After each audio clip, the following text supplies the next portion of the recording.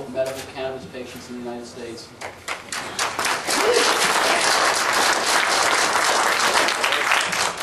I was approved on October 5th, 1982. I got my first medicine on November 20th, 1982.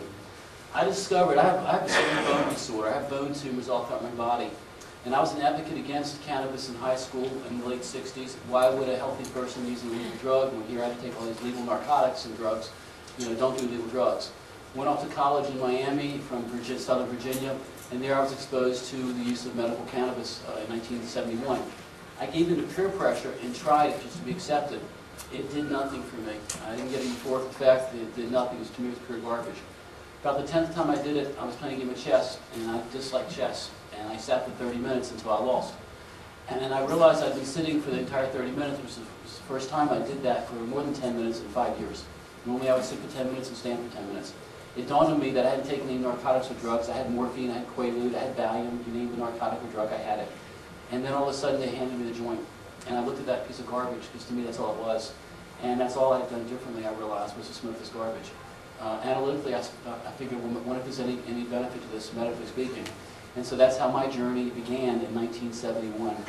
So with the help of Robert Randall, myself, and the other federal patients that came before y'all, and then with the help of all the different states that we've accomplished, that we've gotten to, there are 14 states, and I look back here, and it's an honor to be able to come to Montana, one of the states that have passed it. I appreciate the invitation from Jim and Heidi and your state. I do know that there's turmoil going on in the state, that the pendulum might have swung too far one way or the other. The problem is this is still a patient's issue. And so that's with the legislature, that's with the people, that's with the physicians, that's what everybody has to realize, that this is a patient issue.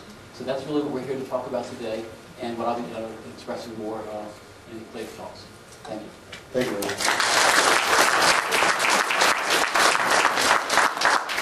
The way the general sessions will work and with our panels is we have some questions that we prepared ahead of time, but we want to hear from you folks as well.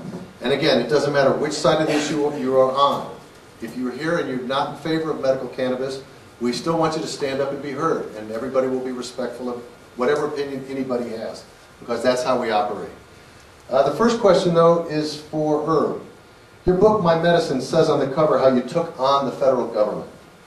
And you'll have an opportunity to talk a little bit more in detail this afternoon. But why did you take on the federal government, and why are you now helping others? When I discovered that the illegal substance, marijuana, also known as medical cannabis, was beneficial to me, I didn't consider myself a criminal. I considered myself a patient. And if a doctor could give me Dilaudid synthetic morphine, or methaqualone, Quaalude, or diazepam, Valium, that same physician should be able to give me medical cannabis. But because of the laws, I was considered a criminal. I didn't like that aspect. So being from a law-abiding family, growing up in Southern Virginia, the history of our country is give you liberty, give you death in Virginia. And if you believe something that's different, but you do it the right way, you're not frowned upon in the state. So I decided at that point that I was not going to be a criminal, so I had to take on the federal government to get the medicine I needed, and that's what I would do. So it was a 10-year struggle, and I won. Then once you win, it's like, well, you know, you can just sit back and not help anyone else, but when you've got a devastating disorder, which sucks, you want to make something good come out of something bad. So by helping others try to get the needed medicine that I was fortunate enough to get, and that made me feel good. So that's what makes me feel good when I come to a state like this, and I look at all these patients that are getting help. I look at a physician like this that's helping these patients, and it's like, you know, well, what I've done is help pay off, but we're not there yet. So that's why I'm still here and still educating, and that's why I flew all the way from Fort Lauderdale here. Thank you.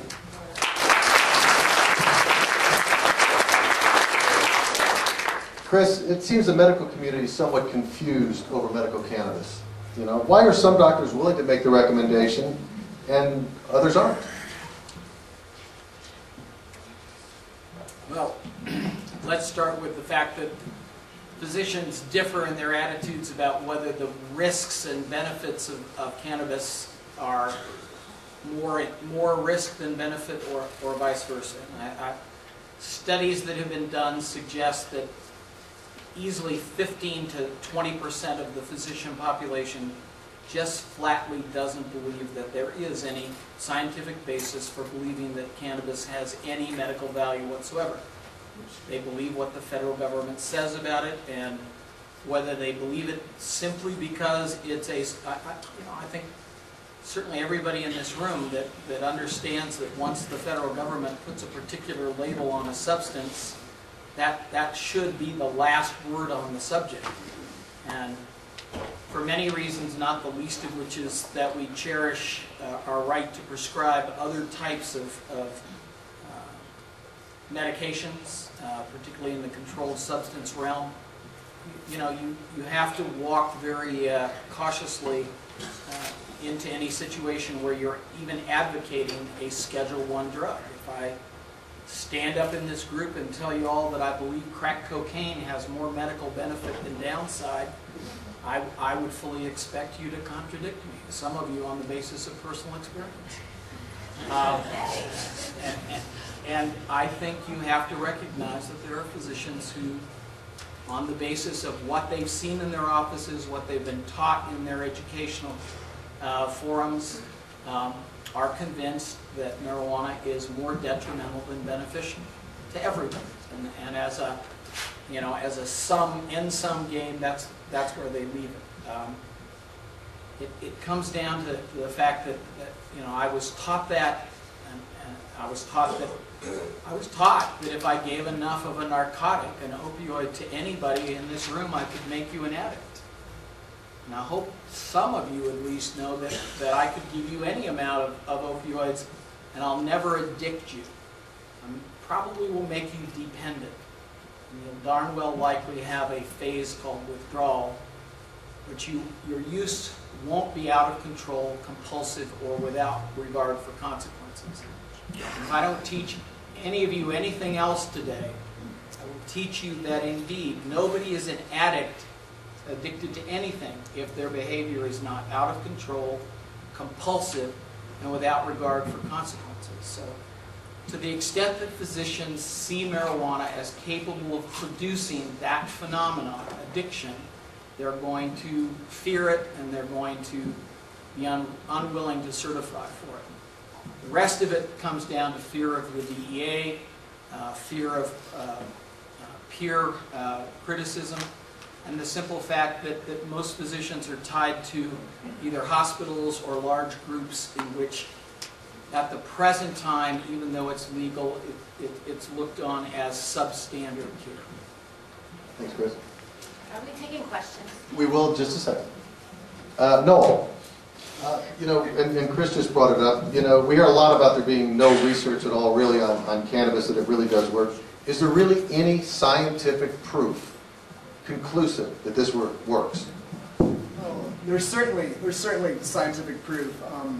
Going to the peer-reviewed journals that come out of academia, you'll find more information that you probably could absorb that specifies how different cannabinoids, terpenes, flavonoids can be served as medicinal agents for this amazing plant, you know, cannabis.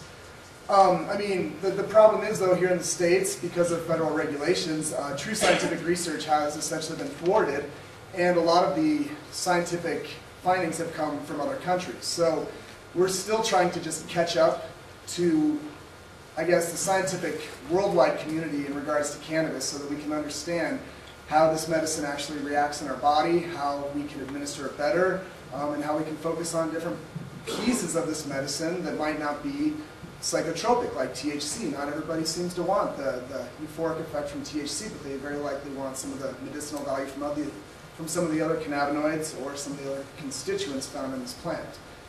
And I do think it is worth noting that the endocannabinoid cycle, the human or the animal internal body regulation of this endocannabinoid cycle was only discovered about 20 years ago, maybe a little bit more. And in that regard, 20 years is not a lot of time to figure out how physiological medicine is really working on, I guess, people in this case. So there is absolutely scientific evidence that cannabis can produce a number of very beneficial medical effects, but there's a lot for us to learn, and there's no doubt about that. Thanks, Noel. Any